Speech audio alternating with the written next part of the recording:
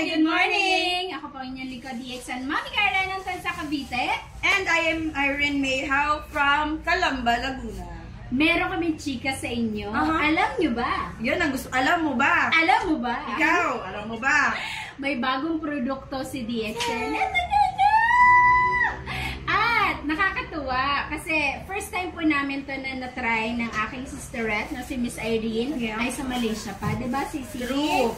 Galing Malaysia pa yung first time na na-try namin itong papaya scrub. Alam niyo ba saan galing? Kay Miss Myra Naga. Yun! Siyempre, ng DXN silang Cavite. Kaya sobrang excited natin nung nagkaroon dito sa Philippines ng papaya scrub. Yes. Kasi kami po na-try namin una pa lang na sobrang ganda ng papaya scrub sa balat. Yes, correct. At saka talagang after mong ma-scrub or mahilamusan yung face mo, syempre scrub siya, mararamdaman mo talaga na fresh yung pakaramdam mo. Tsaka on the spot, Sisi, meron talaga makikitang glow up. Yeah. Ay, may ganun. Totoo yung pag-glow up. Kung kutis koreana ang habol mo, magpapaya scrub ka na. Ayun.